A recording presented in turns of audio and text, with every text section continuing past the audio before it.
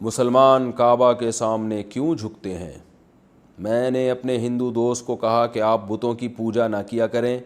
اللہ ایک ہے، کیوں پتھروں کی پوجا کرتے ہو؟ تو اس نے کہا کہ آپ مسلمان بھی تو پتھر کے آگے سجدہ کرتے ہیں، کعبۃ اللہ بھی تو اینٹوں کا بنا ہوا ہے، اس بارے میں وضاحت فرما دیں۔ جہاں زیب سومرو ٹنڈو محمد خان سے۔ جہاں زیب بھائی، آپ اپنے اس ہندو دوست کو بتا دیں کہ مسلمان بیت اللہ کے آگے بیت اللہ جو سجدہ کرتے ہیں، بیت اللہ کو سجدہ نہیں ہوتا، وہ اللہ کو سجدہ ہوتا ہے، اور مسلمان جو کعبہ ہے اس کو معبود نہیں سمجھتے، تبھی کعبہ سے دعائیں نہیں مانگتے۔ یہی وجہ ہے کہ کعبہ کی چھت پہ بھی پڑھ کے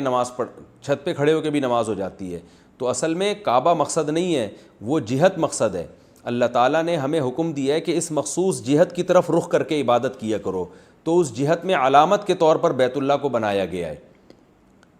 تو وہ اس کی ہم عبادت نہیں کرتے۔ مسلمان جو کعبہ ہے اس کی عبادت نہیں کرتے، بلکہ اللہ کی عبادت کر رہے ہیں، اور اللہ نے یہ بتا دیا کہ یہ میرا گھر ہے، اس کی طرف رخ کرو۔ جبکہ ہندو جو پتھروں کے بتوں کی عبادت کرتے ہیں تو انہی بتوں سے مانگ رہے ہوتے ہیں، وہ اس کا مطلب وہ یہ سمجھتے ہیں کہ یہ بت ہماری بگڑی بنا سکتے ہیں، جبکہ ہم کعبہ کے بارے میں یہ خیال نہیں کرتے کہ یہ ہمارا نفع پہنچا سکتا ہے، نقصان۔ کعبہ کچھ بھی نہیں کر سکتا، وہ تو بے جان چیز ہے۔ تبھی کعبہ چینج بھی ہوتا رہتا ہے، یعنی ہوا ہے ماضی میں، پہلے بیت المقدس کی طرف رخ کر کے حکم تھا کہ وہاں رخ کر کے نماز پڑھا کرو، پھر اللہ نے اس حکم کو چینج کر دیا۔ یہ الگ بات ہے کہ ایک مخصوص سمت اللہ نے کیوں رکھی ہے۔ وہ سمت اس لیے رکھی ہے کہ مسلمان نماز میں سب ایک ہی طرف رخ کیا کریں۔ اگر ایک مخصوص سمت نہ ہوتی تو انسان کی طبیعت میں انتشار پیدا ہوتا۔ جیسے جماعت کی نماز ہو رہی ہے تو کوئی ادھر منہ کر کے کھڑا ہوا ہے، کوئی ادھر منہ کر کے کھڑا ہوا ہے، کوئی ادھر منہ کر کے کھڑا ہوا ہے، تو اس لیے اللہ نے ایک سمت متعین کر دی، بھائی جہاں بھی دنیا میں تم ہوگے تو تمہاری رخ جو ہے نا اس طرف ہوگا۔ تو اللہ نے بتا دیا اینما تولوا فثم وجہ اللہ، یہ رخوں میں کچھ نہیں رکھا، کدھر بھی رخ کرو گے اللہ ہے، لیکن ایک تمہاری طبیعت کو انتشار سے بچانے کے لیے ایک انسان کی جو ہے نا کہ یہ فطرت ہوتی ہے کہ وہ ایک خاص سمت کی طرف جب اس کو بتایا جائے کہ یہی سمت ہے تمہارے لیے مقدس، تو اس میں اس کی عبادت میں دل جمعی پیدا ہوتی ہے۔ پھر اس میں مسلمانوں کا اجتماع بھی ہے، اللہ نے بتا دیا یہ میرا گھر ہے اور اس کا طواف کیا کرو، تو میرے گھر کا طواف میں یہی سمجھوں گا جیسے میرا طواف ہو رہا ہے، تو سارے مسلمان وہاں جمع ہو جاتے ہیں، اس سے اجتماعیت پیدا ہوتی ہے۔ جبکہ ہندو جو پتھروں کی عبادت کرتے ہیں اس میں ان تمام چیزوں کا کوئی تصور نہیں ہے،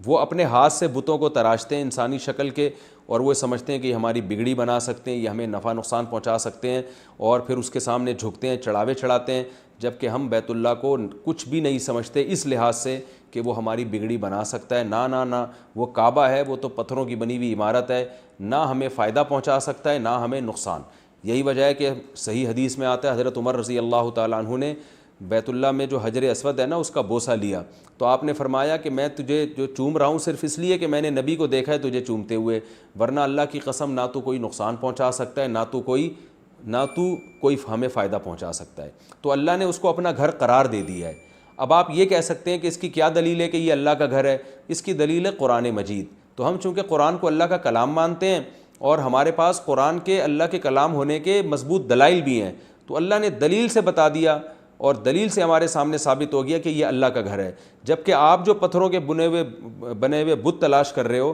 اس پہ آپ کے پاس کوئی دلیل نہیں ہے، کوئی مضبوط دلیل نہیں ہے جس میں یہ پتہ چلتا ہو کہ اللہ نے حکم دیا ہو کہ ان کے سامنے جھکو۔ تو اس لیے آپ نے تو صرف باپ دادا سے کچھ چیزیں سنی ہوئی ہیں،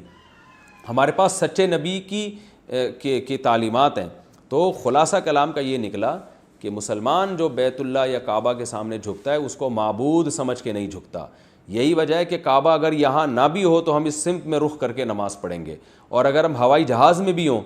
تو ہم بھی بیت اللہ کی طرف رخ کر کے نماز پڑھنے کی کوشش کرتے ہیں، حالانکہ اس وقت تو ہمارا اس جو تعمیر ہے نا جو کعبہ ہے اس کی اینٹوں کی طرف ہمارا رخ ہی نہیں ہوتا، بلکہ ہماری نماز جو گزر رہی ہوتی ہے ہمارا سردہ وہ تو بیت اللہ کے اوپر سے گزر رہا ہوتا ہے۔ تو اصل پتہ چلا وہ سمت مقصد ہے کہ اس سمت کی طرف تم نے رخ کرنا ہے، وہ کعبہ بذات خود مقصود نہیں ہے۔ پھر میں بتا دوں یہی وجہ ہے کہ خانہ کعبہ کی چھت پہ کھڑے ہو کر بھی نماز ادا ہو جاتی ہے، حالانکہ اس میں تو خانہ کعبہ کی طرف رخ ہوتا ہی نہیں ہے، بلکہ رخ تو آپ کا سامنے ہوتا ہے، لیکن چھت پہ بھی نماز ہو جاتی ہے۔ اس سے کیونکہ وجہ اس کی ہے کہ وہ جو سمت ہے وہ تو زمین سے لے کے آسمان تک ہے، تو آپ دنیا میں کہیں بھی جائیں اس سمت کی طرف رخ کریں گے تو آپ کی نماز ادا ہو جائے گی کہ اس سمت مقصود ہے۔ تو اور اللہ نے اس جگہ کو اپنا گھر قرار دے دیا۔ تو ہم اسے معبود نہیں سمجھتے. اس لیے آپ اپنے ہندو دوست کو بتائیں کہ آپ جو پتھروں کو پوج رہے ہو آپ تو اس کی عبادت کر رہے ہو, آپ سمجھتے ہو کہ یہ آپ کو نفع پہنچا سکتا ہے, آپ کو نقصان پہنچا سکتا ہے, یا یہ اللہ سے بھگوان سے آپ کی ریکویسٹ کرے گا, جبکہ ہمیں پتہ ہے کعبہ تو اللہ سے کوئی گزارش نہیں کر سکتا. کعبہ نہ بولتا ہے, نہ سنتا ہے, نہ دیکھتا ہے, وہ تو پتھروں کی بنی ہوئی ایک عمارت ہے. بس اللہ نے کہہ دیا میرا گھر ہے, اپنی طرف نسبت کر لی, اور اللہ نے کہہ دیا کہ میری عبادت کرنا چاہتے ہو تو اس کی طرف رخ کر کے سجدہ کر لو, تو میں یہی سمجھوں گا کہ میری طرف مجھے سجدہ کیا تم نے. تو اس لیے مسلمانوں کے کعبہ میں اور ہندوؤں کے جو بھگوان ہیں ان میں زمین آسمان کا فرق ہے اس تصور میں.